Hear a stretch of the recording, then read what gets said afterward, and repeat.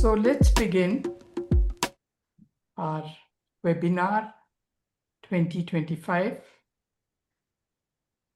with the lighting of the lamp, today being Diwali, the second day of Diwali. So there is the lamp.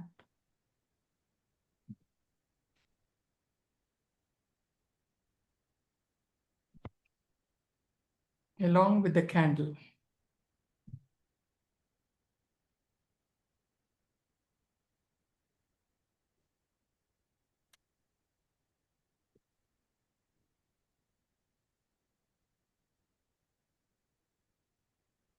So thank you and welcome to this webinar. I'm Sashi Chandran, the chair of the Social Engagement Committee. And this webinar is about avoidance and engagement in a disturbed world. The fourth of a four-part series of webinars. At the outset, I request your permission to record this webinar. And secondly, we would have a photograph at the end of it. So let me begin with introducing Social Engagement Committee. It was started by Diane, 2019. I joined because of Diane, her being a good friend. She roped me in. And I'm usually shy of committees and holding posts, but I accepted. And I'm happy I'm in here. So we've been here for about 5 years. And after Diane, Gunther stepped in and he's been the chair. He's the one who has designed this series. But because he lost his voice, he couldn't be here today. So that's where I am chairing this webinar. So what is the Social Engagement Committee? We are a committee which engages with which creates opportunities for engagement of the TA community across the barriers of or divisions of race, culture, levels of training, etc., etc. It's one-to-one, person-to-person. So we've had a series of webinars. We had focus groups on nonviolence, on climate change, on research. And I'd like to introduce, and today we have two eminent speakers, Diane and Valerie. And I'd like to invite my colleague, Piotr, to introduce himself. Piotr? Good morning, everyone. My name is Piotr Jusek. I am a PTSD in the counseling field, and I speak to you from Antigua, Guatemala.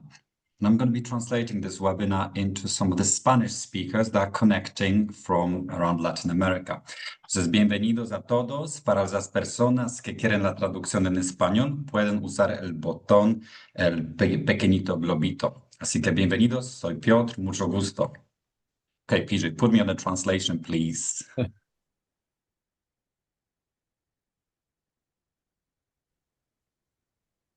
Luca?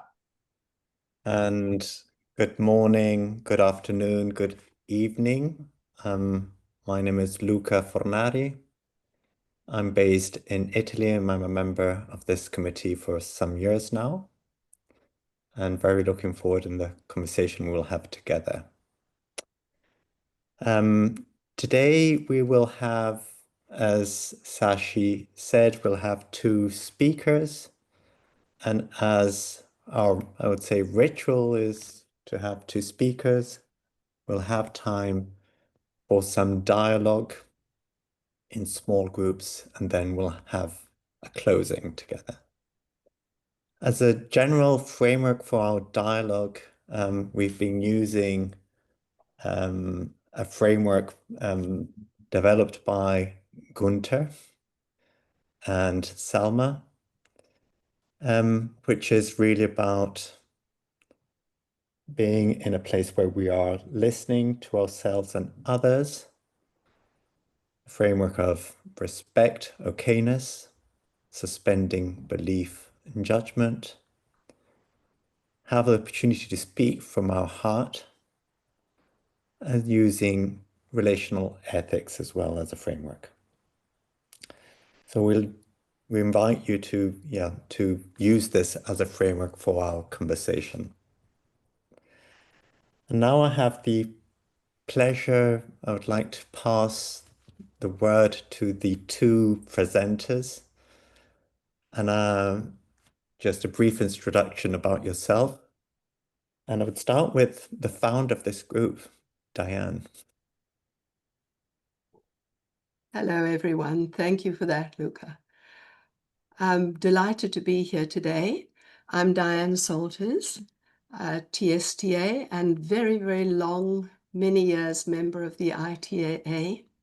I live and work in Simonstown in South Africa, and I am drawing to a close of my transactional analyst career fairly soon on the road to retirement.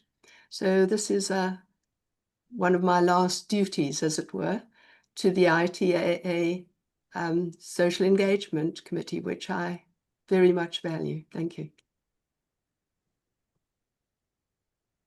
Hi, my name is Valerie Batts, and I am coming to you today from Edenton, North Carolina, in the south of the US. And I started in transactional analysis as a young adult many, many years ago now, and as I was in 1986, I gave a talk to the ITAA as we were transitioning from being US focused to a more global focus. And so as I sit here now, so many years later, that was 1986. My title of my talk was, Is ITAA Concerned About the Political Context? So here we are. And I'm excited that you all are doing this and to be a part of it. So we move on. We have, following our usual schedule, which we designed with Gunther, we are going to ask our speakers questions to which each of them would respond based on the theme, which is avoidance and engagement in a disturbed world from the community perspective. So for the first question to our speakers, to Diane and Valerie,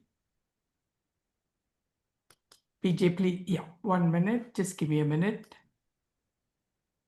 Our first question is, how do you experience the impact of the societal changes in the world on the TA community? I'm going to repeat. How do you experience the impact of the societal changes in the world on the TA community? Over to you, Diane and Valerie.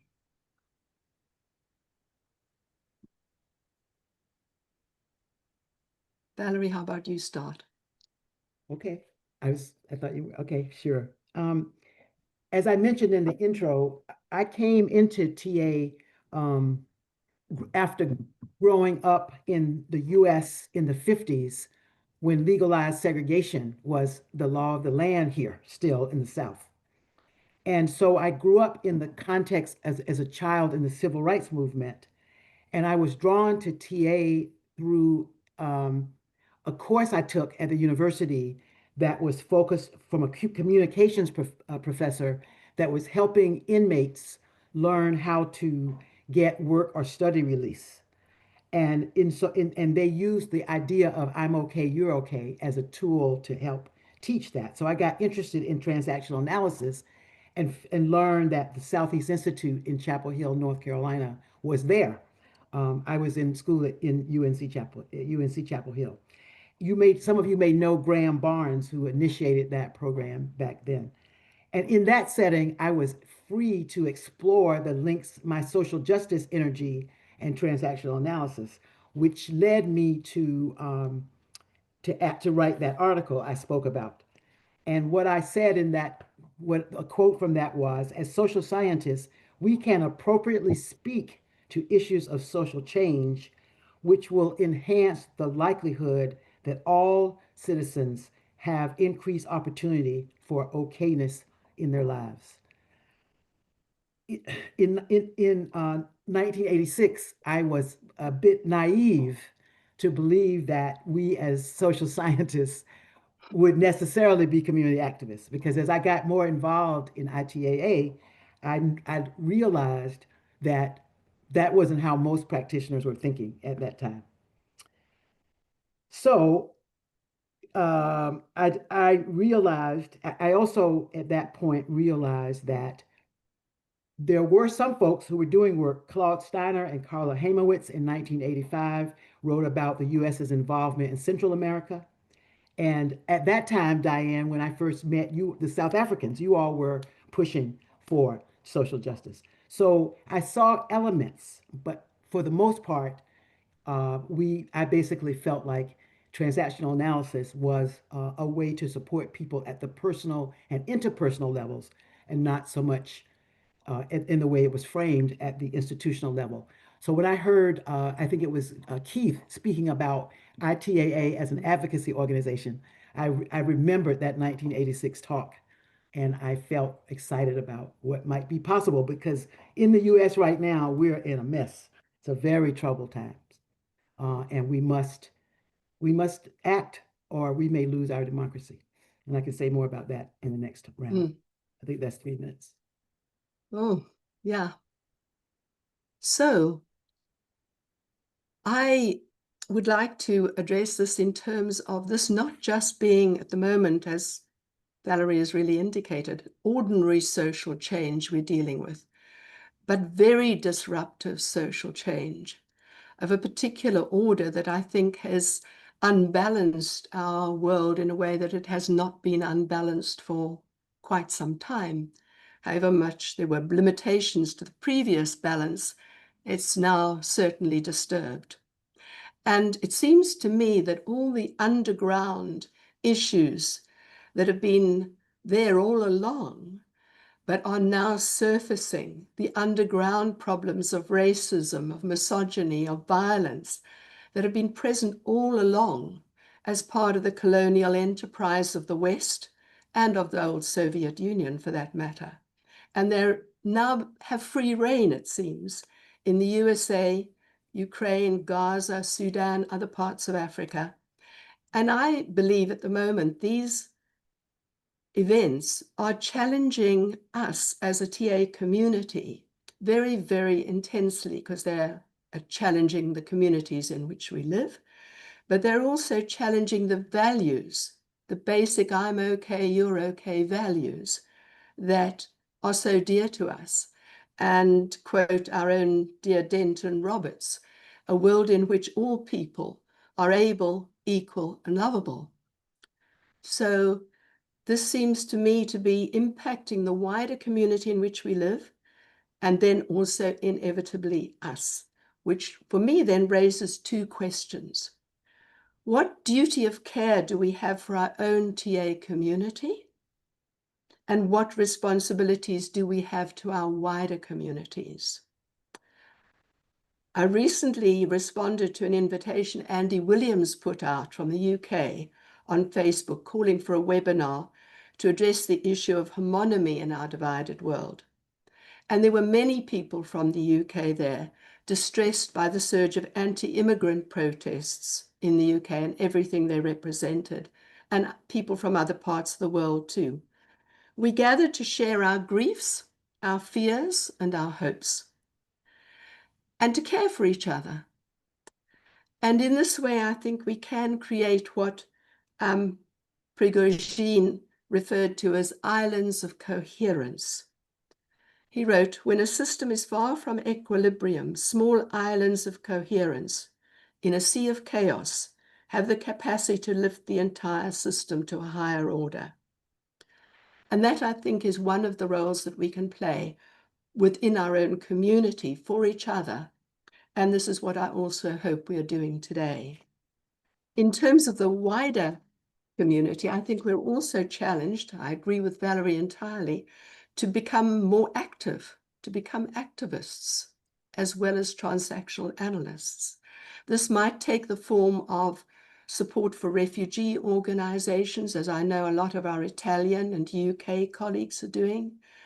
It might mean some more political action, which is always contentious, and advocacy, which is again always contentious. And so I will say more about that later.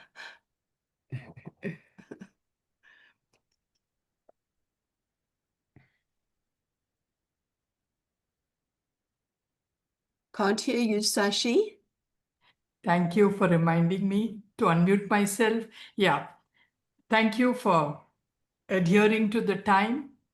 It helps me keep the flow. And also, I sense and hear loudly from both of you how deeply we as a TA community are affected. And also, there is a strong call for action. So now, moving on to question 2. What does it mean for the future of TA? I would like to start by picking up on something that you said, Diane, about the underlying issues that are confronting our world and our TA community, therefore our TA community. When I went to college in 1972 and took political science, I had a young person's understanding of what an oligarchy is. And I remember saying back then in our activist groups, it seems to me that we have got to confront the fact that very few people control most of the resources in the United States and in the world. Now I've come to understand. And at that point, it was hard to have that conversation in the context of the civil rights movement, but it never left me. And as I have studied this history since then, I come to understand that we as Black people in the U.S. were the U.S.'s first oil.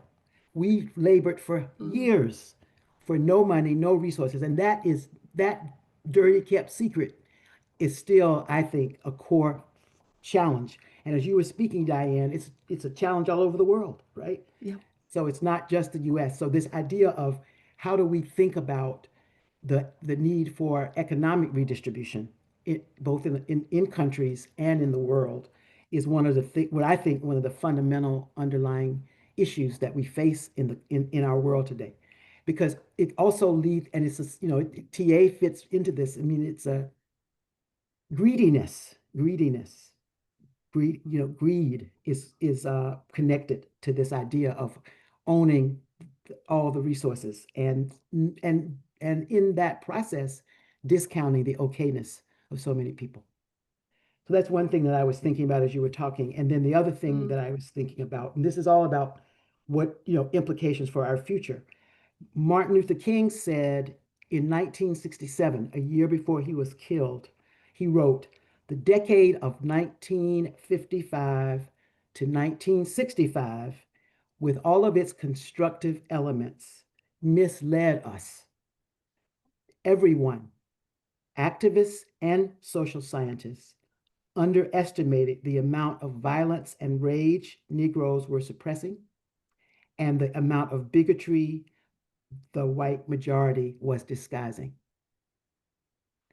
My work in TA was about understanding modern racism, that is, the subtle ways in which racism continues to impact us and our lives and all of our institutions. And I think that this modern racism is what covered over so much in the US for those years. But now it's back in the front again. And we know that backlash continues to happen, and that's happening globally as well. So for the future of TA, I think I really appreciated, as I said earlier, what you, Sashi, and what Keith spoke about with respect to the need to see ourselves as advocates for social justice at the institutional and cultural levels. Because in the US, without our challenging the devastating impacts of the current disconnect between norms and policies and breaking red lines, I mean, we just have corruption in our face. And this past weekend, 7 million US citizens marched in the streets of all over the country, and 5 million had marched in June. So there is, in the communities, there is a growing sense of the urgency. And I also would say the sadness is there are also some people who are either not feeling impacted and or who have given up hope, and so therefore don't act. So I see part of our work, and you spoke about this, Diane, is creating spaces where people can see the links between their current dis-ease and what's happening in the world, because people often don't have that connect, especially in the US. So that's what I think we as TA, we who are using transactional analysis in our work and in our advocacy can bring that perspective to folks who may be disengaged for various reasons. And I'll stop there for now. Okay. Yeah. So true what you've said, Valerie. So I'm going to take this a slightly step further in the sense of the future of TA as a community and even as some of our associations, and what does it mean for the future of TA, what this level of disruption and disturbance that we're seeing. It means to me that given our values and what we stand for, we may sometimes have to take sides. Now, this is not an easy thing to do. We certainly, in the ITAA, got a lot of flack when we aligned ourselves with Black Lives Matter and the invasion of Ukraine. We got a lot of opposition from some members, and it is tricky. How do we remain inclusive and still stand by our values? This is not easy. But I recently came across a group in Gaza, well, in Israel actually, but their concern was Gaza, a group of healthcare workers, both Jewish and Arab, who formed a group called Silence is a Crime. And that really spoke to me very loudly. And they say, from the silence comes the cry of those of us who are hurt by the gap between professional ethical codes and personal conscience and institutional disregard. And they framed a statement both to their healthcare associations and to the government leaders, which I think is so important that I want to read some of it now. They say, against the fear of taking a political stance, it must be stated clearly, silence itself is a political act. This document calls for breaking the silence and acting according to the ethical codes that are the core of our work. The reality in Gaza requires us to recognize that there are no therapeutic solutions for a state of continuous and total suffering. Instead of therapy, the people need better living circumstances. And that can be said for so many parts of the world. In the words of Dr. Samar Java, that was his word, better living circumstances. In this context, a clear statement against Israel's actions in Gaza has significant potential in stopping the ongoing harm to an innocent population. They quote Levinas, the great Jewish philosopher, who wrote, "Our infinite responsibility is towards the other before any commitment to any law or social institution." So, and I think I'm citing Gaza because this is, despite the ceasefire, such a terribly important political arena at the moment. But it applies to so many parts of the world where silence means effectively being a bystander and standing by the oppressor. And this is something that challenges us as transactional analysts, given our ethics and our values. Thank you.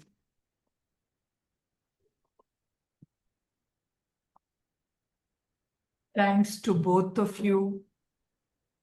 You've touched a very, very sensitive chord that silence is not okay. And you can see the thumbs up going up from many of our participants who are recognizing and synchronizing with your ideas. You can see the expression of, I would say, even joy there.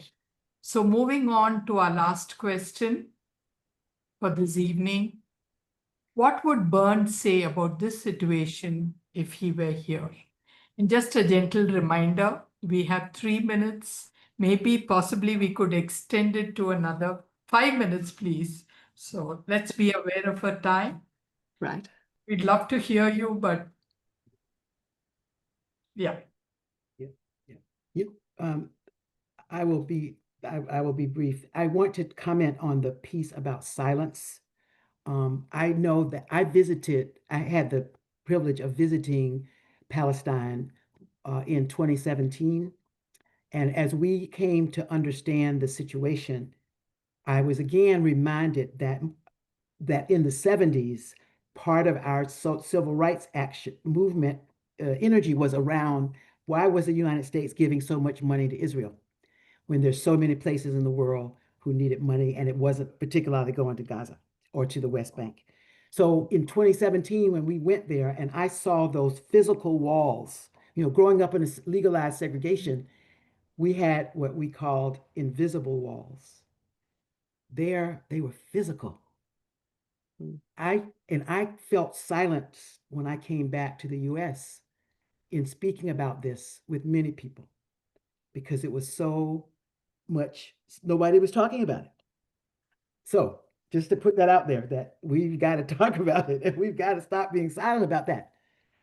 I kept thinking, if they were to show pictures of those walls, would that change people's hearts? I never see those pictures. I never see them. So that was just, I had to say that in response to what you said, Diane. And my brief comment about what Byrne might do. There's a whole question of why Byrne assimilated when he came to the US from Canada, right? Where he was Eric Bernstein. And we understand this was around the Cold War and there was fear. And so he wasn't political. We get that. I wonder now, given how the US has treated Canada, if it would motivate him to think about it differently. That's one thought I had. But I also wonder if he felt like many current immigrants feel to the US. And so would he have empathy in a different way for those immigrants, given what many people are experiencing now with the ICE raids here and the fear that so many people live with every day? And so that I thought. And then I also thought, I wonder if he would object to the corruption, this Arizona congresswoman not getting sworn in. And I wonder if some of his biases might change as a consequence of what's going on in the world. And he might have sought his own therapy for how to have the courage to challenge directly, particularly given his origins in Canada. A lot of Canadians are pissed, and I would. So that's what I was thinking. Yeah, I hear you. I have Canadian relatives as well. So my thinking is that Byrne, we must remember, lived through the McCarthy era. And as you said, shrank back into a non-political stance. But I think he would recognize that this is another McCarthyist moment for the USA. I would say, I've been here before, and would, I think, at this stage, stand up and say, we must not let this happen again.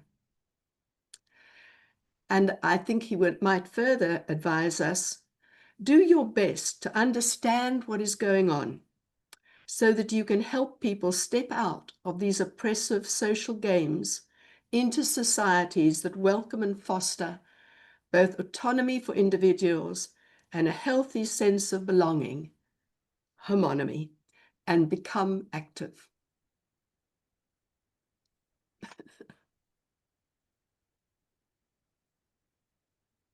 Thank you, Diane.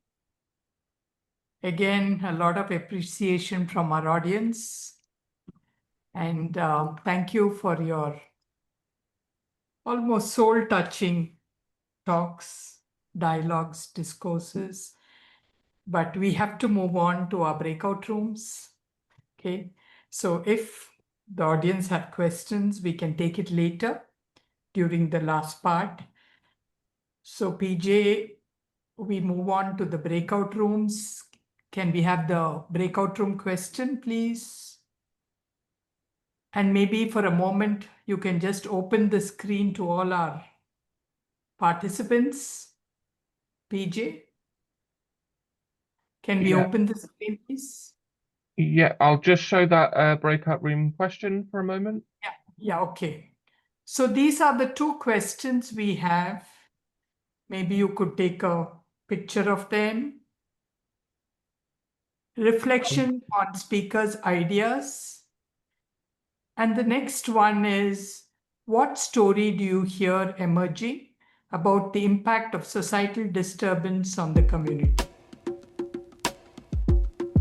So welcome back. And now I invite a representative from each group, each breakout room to talk.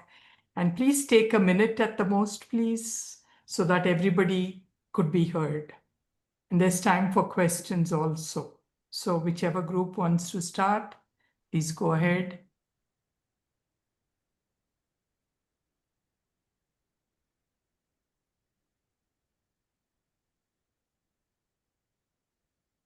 Maybe I'll call out the numbers. Group 1, breakout room 1. I don't know what group we were. But I'm happy to speak for my group. Does anyone know if they're group 1? Yeah, we were group 1. Yes, Holly. Yeah, we were. Great. 1 minute, please. We just we posed lots of questions, lots of reflections on how challenging it can be to find a way forward, to know how to respond to within our smaller interactions with individual people, but also on a wider scale in our communities, and how, yeah, I mean, we were just throwing open more questions. Yeah. If there's more, Milena, if you want to add more, or Jan or Susan. No, I think it beautifully sums it up. Thank you, Holly. Thank you, Holly and Milena. Group 2, please.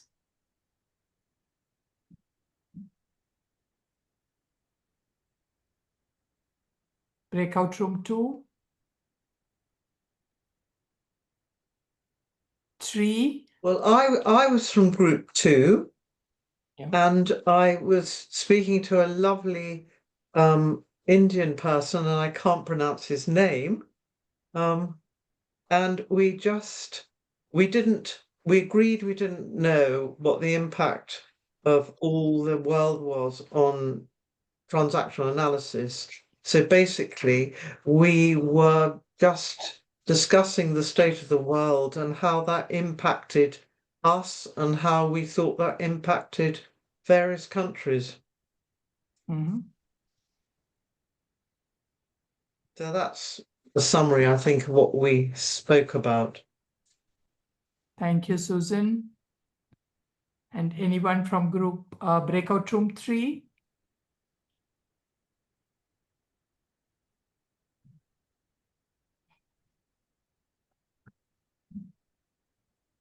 I don't know what breakout room we were in, but I'm happy to go to speak next if my group doesn't mind that I speak for the group. We didn't work that out, but we were in a group with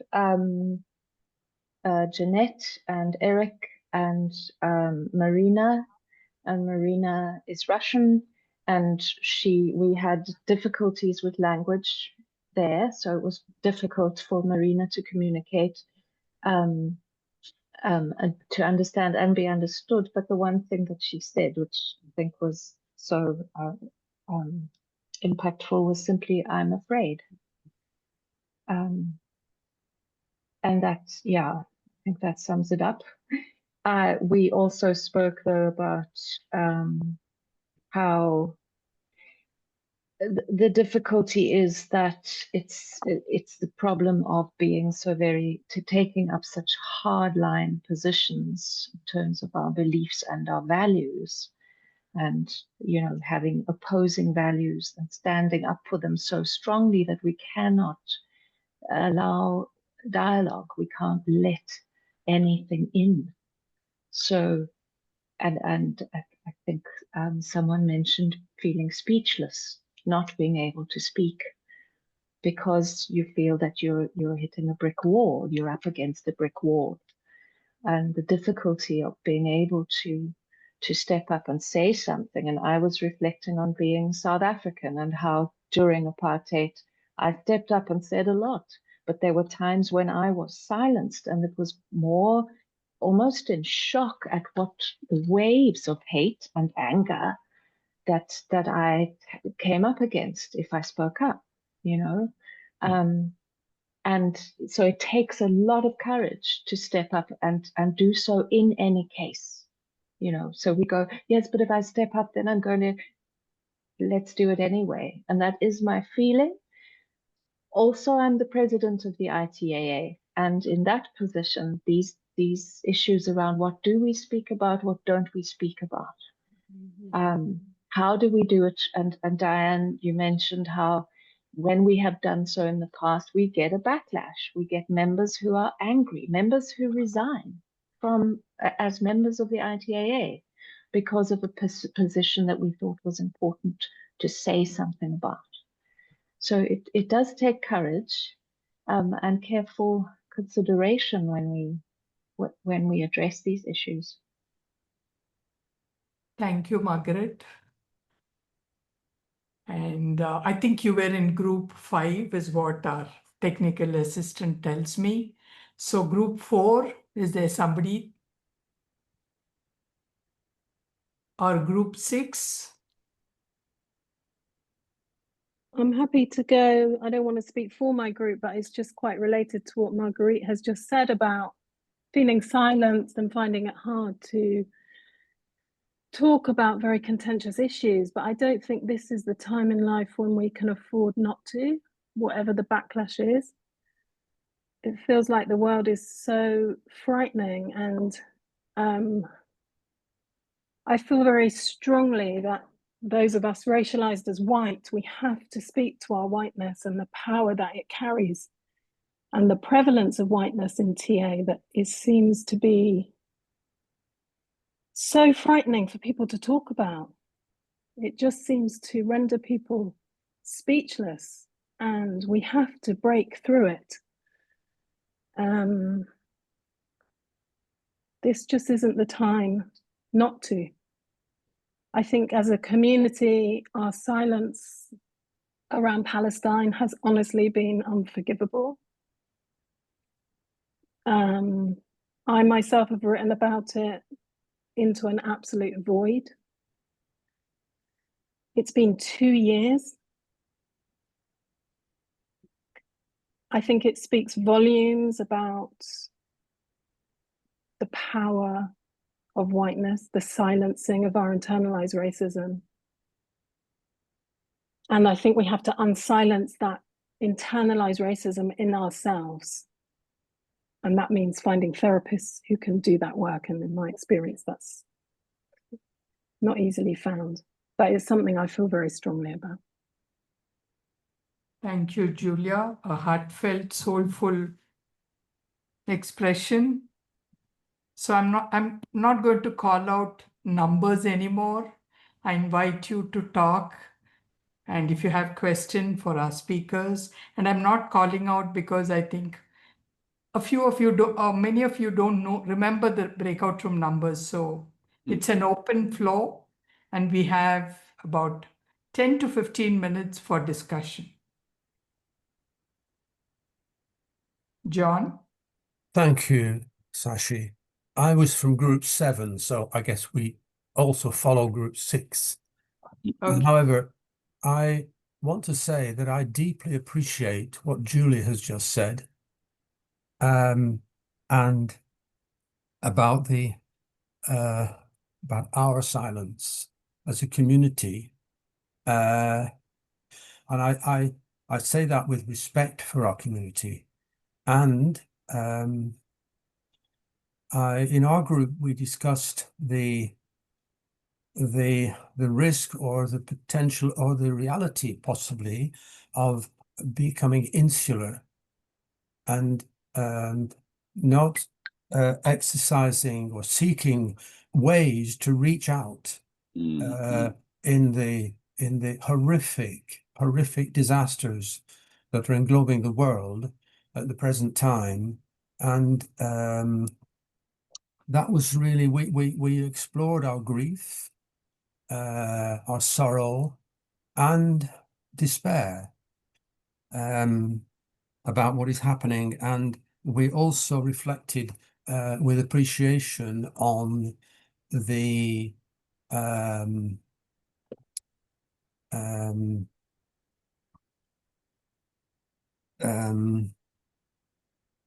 on the speakers and their heartfelt what I heard as a heartfelt appeal to break out of silence and to become. I loved Diane's expression of being transactional analysis activists. And I kind of in my head coined the phrase that we could become transactional activists. So I hope that resumes what others in our very small group thought. But thank you. Thank you, John.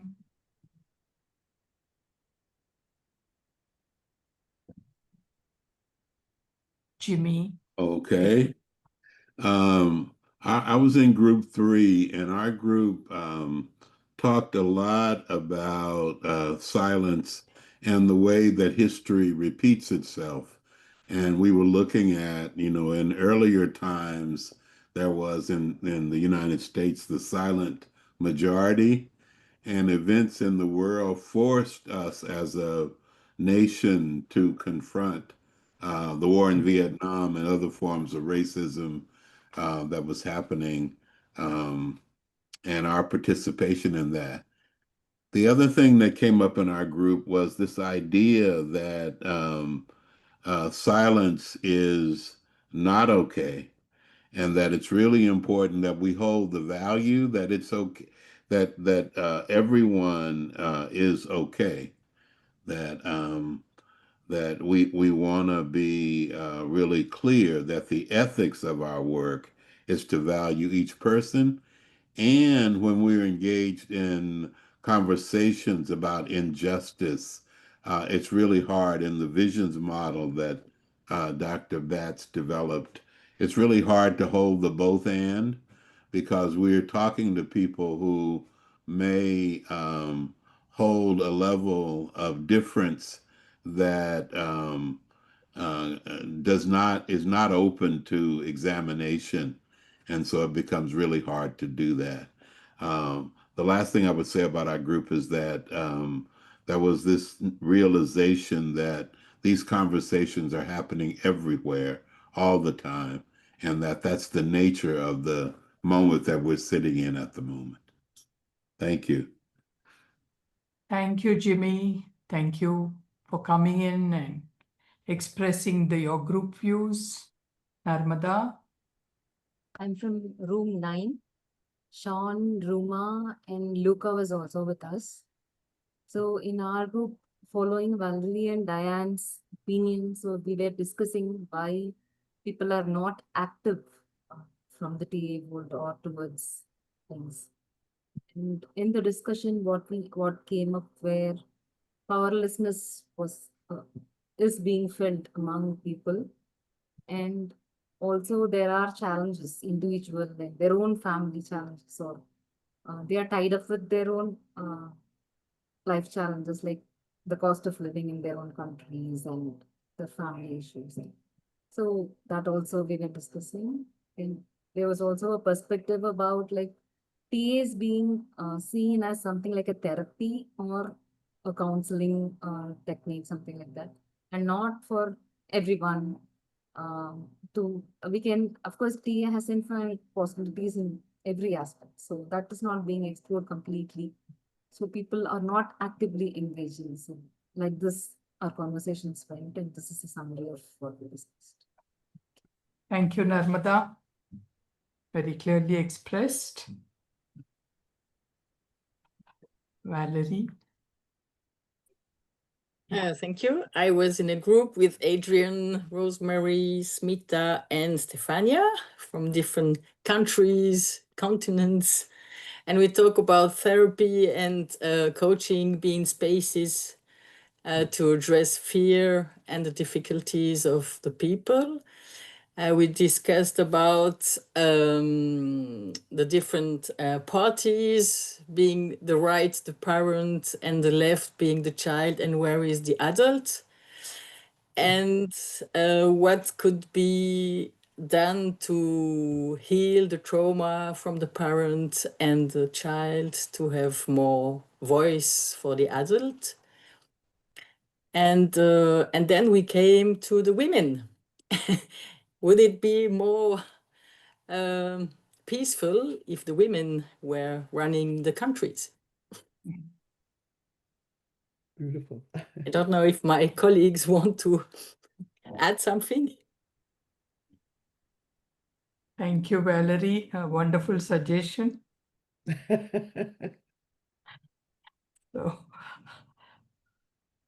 So I think we've run through all the groups. And if you have questions, what about the Spanish group, Piotr? One moment, Piotr. I'll just end the interpretation for a second, Piotr, so that you can speak to us. Yeah. Can you hear me? We can hear you now. Okay, yes.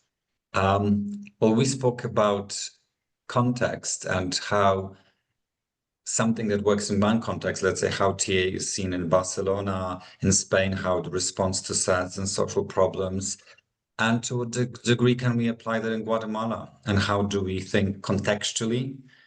So that was one piece. And generally, what is the disturbance that is created in the transactional analyst and the necessity to live that disturbance in the processes of change? So the courage that requires to allow ourselves as transactional analysts to live that. Yeah, so that's I was with two people, with Monza, I think she had to go, and also another colleague, yeah, from Spain, who works as a policeman. So we talked about the relevance actually and the social games that can happen. Yeah. Mm-hmm. Very interesting. I was in a group 10, so I don't think group 10 spoke as yet. No.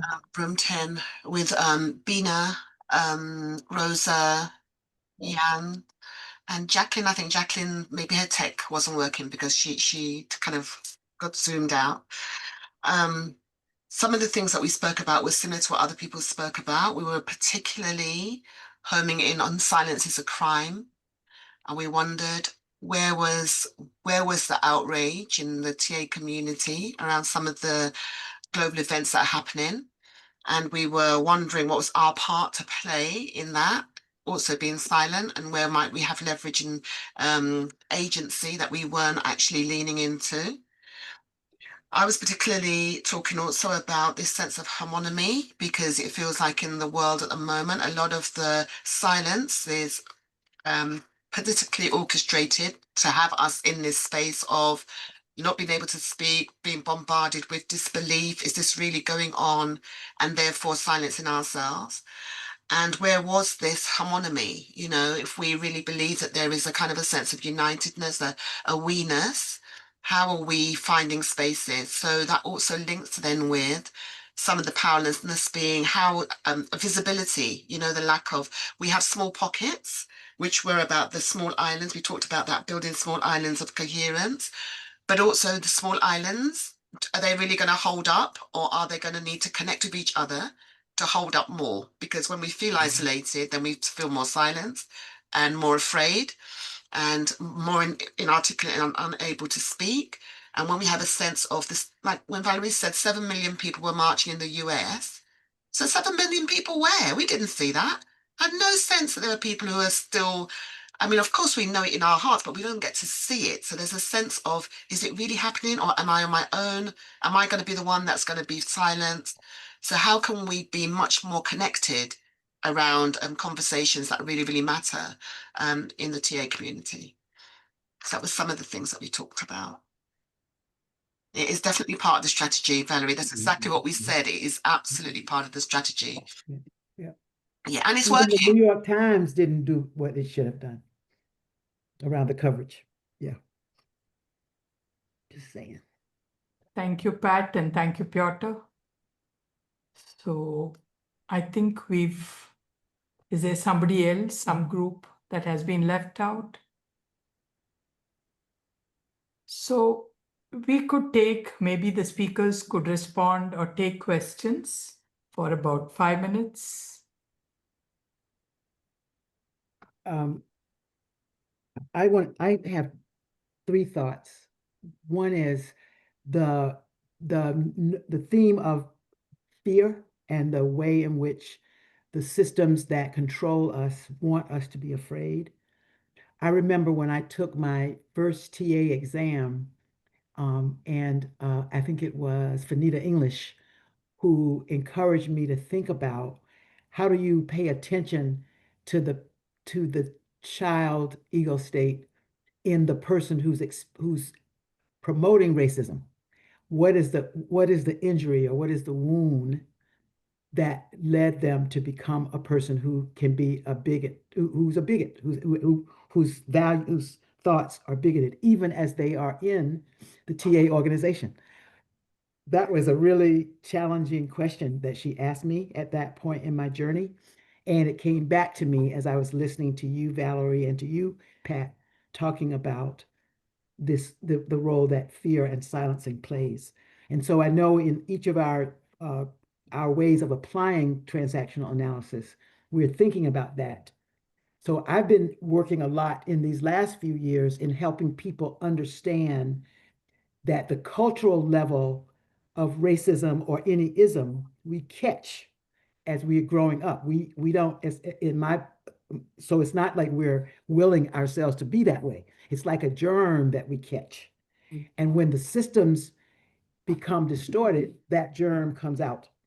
Our research on modern racism showed that if people are in an ambiguous racial situation and they have old-fashioned racist attitudes, they will act them out. If you change that structure, they're more likely to want to go along to get along.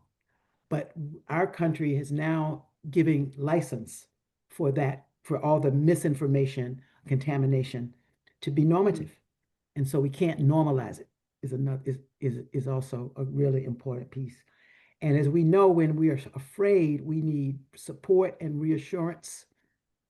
And so I'm just thinking about how do we, as a TA community, provide that for each other. And I hear that's what other people are thinking. So yeah, those are some Thank things. you, Valerie. Diane?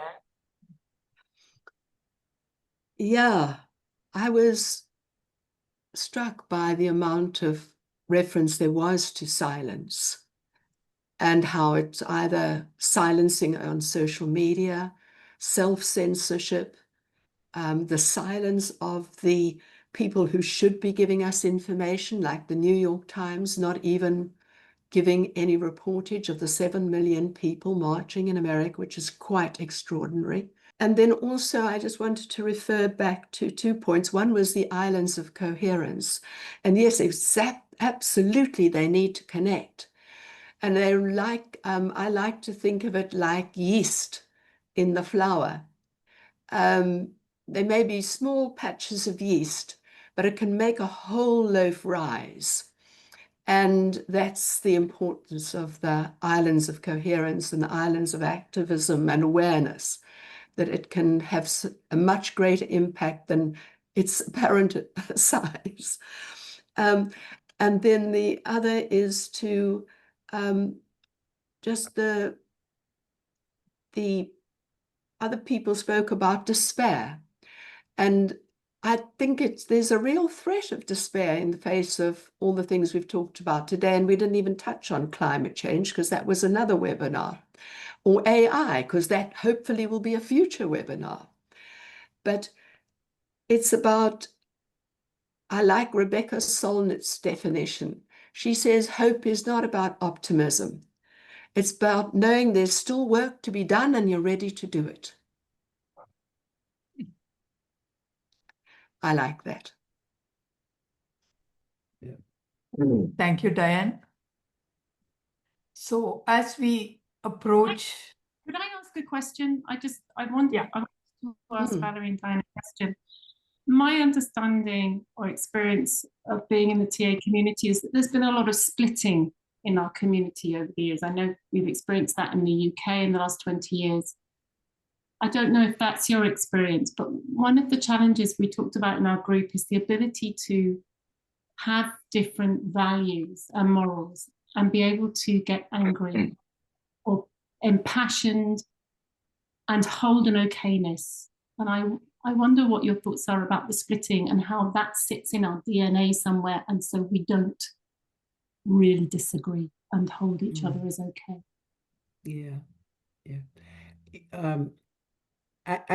My first thought about that again goes back to cultural scripts. I don't know if you all, in addition to our personal scripts, we also catch and decide with respect to cultural scripts. And so if I caught as a young person that some people are not okay, like Black people are not okay in the US. Or in South Africa, I worked with, hundreds of people who grew up and caught that and believed that, right? So what we say is that kind of early scripting only changes with repeated corrective experiences. And if we live in systems as we do in the US, where residential segregation is so much still the water, we really don't have places where people can correct that misinformation. Do you see what I mean? Just in this talk, language is the easy way to think about it, but just think about it in terms of if I grew up and I'm afraid of a certain group, I'm not going to change that by no matter how much information or whatever, but it's about being in relationship. And so I'm thinking about that. And so as a therapist of color, for instance, I've worked with many white clients who part of the healing was coming to understand that I was just as smart as they are, or they can trust me, all those things. And that's such a slow way to do it. And so school systems in the US, I don't know, you have to look at how are people having genuine, equitable, repeated, corrected experience? How do we create those kind of processes? I'd like to respond to that question as well. I don't think there's anything particularly unique about TA as community or organization that splitting happens. It happens in every organization or group I've ever been part of, and I've been part of a lot. So I don't think it's unique to us. And as to questions of values and ethics, we can certainly and must enjoy and tolerate a wide variety and diversity of opinions. But when it comes to actual values and principles, our code of ethics requires very specific values and principles and ways of behaving from us. And I don't think we can have bunches of different kinds, like the multiple truths. There are many subjective truths, but there are also objective realities, like the way in which society is organized in terms of power and justice or injustice and so on. So I think this is all stuff we have to hold very deliberately, openly, and talk about very openly, and be guided by our fundamental principles, which I think are so key. I also just want to say one other quick thing. What in our work at Visions, we talk about the importance of teaching ourselves to practice both and thinking, which is an indigenous or African way of thinking about the world. And so, again, that is like learning a new language for so many of us who are trained in Western culture. To know that it's not about there are multiple truths, but it is about we can agree to disagree and still care about each other and see each other as human. Yeah. Thank you. Thank you. Thank you, Valerie. Thank you, Diane. So we come to the last 5 minutes.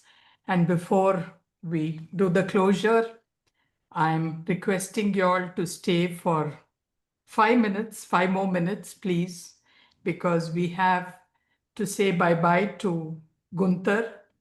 He's unable to be here today because unfortunately, he got a bad throat and bad ear infection. So, and I would like to say some of the things that Gunther stood for. He took on the leadership, the chairmanship of SEC, the Social Engagement Committee, at a very difficult phase. Can we have the slide, please, PJ? Can we have it? And I was sort of there and not there as a member. Can you enlarge the slide, please, PJ? Have it full screen. Have it full screen. There we are. Can you see it? Yes. I'm not able to see it, so I'll see it on my screen and talk to it. So he took on when in difficult times, suddenly he was made the chair, and Gunther fitted into the role beautifully. There was dialogue, which Luca shared in the beginning. It was effortless, and he drew us without pressure or compulsion. What I see in the present corporate world is there is a lot of pressure, which is also reflected in some of the way we handle things. But with Gunther, it was a smooth sailing. It was drawn by the goal of SEC and not driven by it. We enjoyed our meetings with its camaraderie and warmth. Sensitive to each of us, his leadership with engagement included us in decision-making about topics, the structure, and the content of the webinars. Of course, there were mumblings and grumblings. He handled them objectively. The noises settled, and not even a murmur lingers now. So that's about Gunther. We really miss him as chair, but I'm so happy that he's agreed to continue as a member of the Social Engagement Committee. So let's all give him a hand.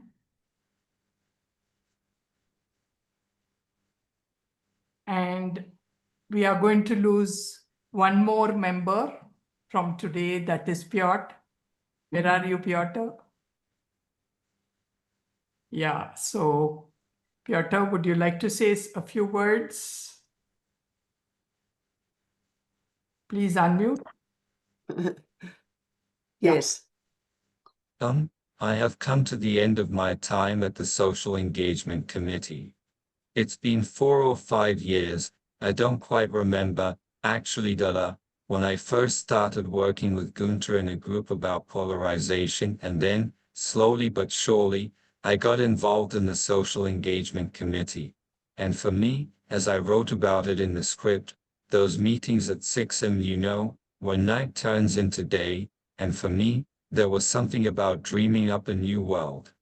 I felt very much nurtured by the dialogical culture, by the exchange of ideas was very interesting and formative for me as a transactional analyst, since I'm pretty busy with other things, and we as transactional analysts, we like to work a lot sometimes, so it's also about boundaries and putting things into perspective. So thank you all, and I will be seeing you around the TA community in various roles. Thank you, Piotr. It's been lovely having you with us. And